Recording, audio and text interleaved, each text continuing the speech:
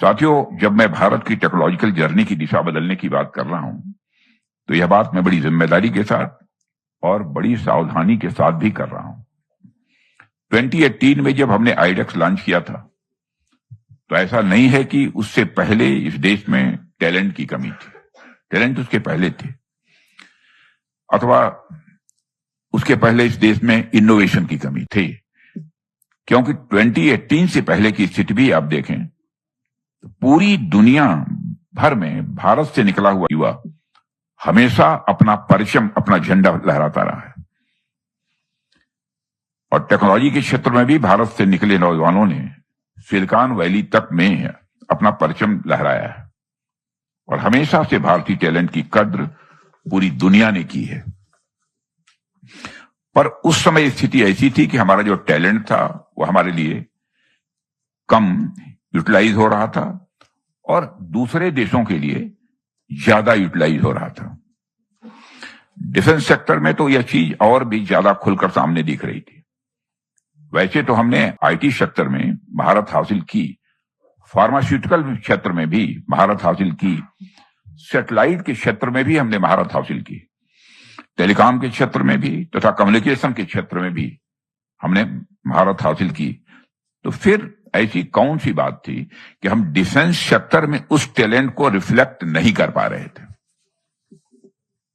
हमने इस बात पर भी विचार किया और उसके बाद हमारे प्रधानमंत्री जी की दूरदर्शी सोच को धरातल पर लाते हुए हमने आईडेक्स जैसे एक नए प्लेटफॉर्म की शुरुआत की, क्योंकि हम लोगों के आने के बाद ही यह शुरू हुआ है।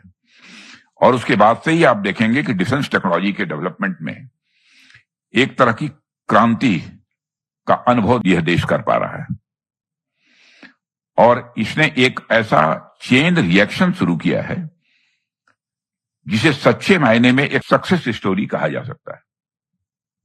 और इसका अंदाजा इस बात से लगाया जा सकता है कि महज 7 सालों में 650 से भी अधिक आईडेक्स विनर्स डिक्लेयर किए जा चुके हैं। फिगर हमारी सही है, लगभग, जिनसे 3000 करोड़ रुपए से भी अधिक के प्रोटोटाइप्स का प्रोक्योरमेंट इंश्योर किया जा चुका है। मुझे पूरा विश्वास है कि आईडेक्स से लेकर अदिति तक सभी स्टेक होल्डर्स के प्रयास से जो यह जर्नी सक्सेसफुली पूरी की गई है, और निश्चित रूप से हमें और भी आगे ले जाने के लिए, आगे जाने के लिए प्रोत्साहित करेगी, यानी इंस्पायर करेगी।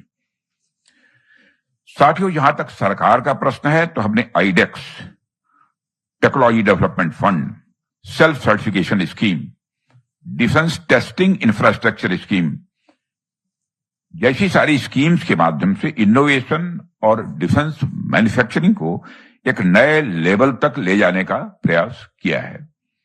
और हमारा प्रयास है कि हम युवाओं को उनकी पूरी क्षमता के साथ काम करने का एक बेहतर डिफेंस इकोसिस्टम दे पाएं। यह हमारी कोशिश है।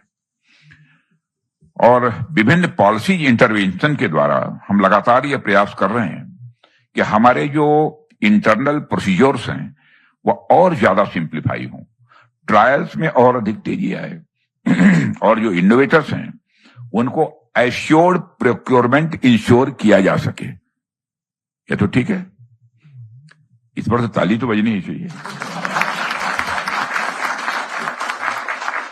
इसका मतलब मत मान लीजिएगा हो गया, कोशिश कर रहे हैं, लेकिन कोशिश पर भी तो हमारी भी तो हौसला अफजाई होनी चाहिए। मैं समझता हूं कि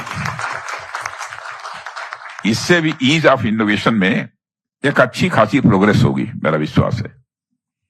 और इस संदर्भ में हम डिफेंस एक्विजिशन प्रोसीजर में भी कुछ बड़े सुधार लाने की कोशिश कर रहे हैं। और इसके साथ ही सरकार ने डिफेंस प्रोक्योरमेंट मैनुअल में बदलाव करते हुए डीपीएम 2025 लॉन्च किया है।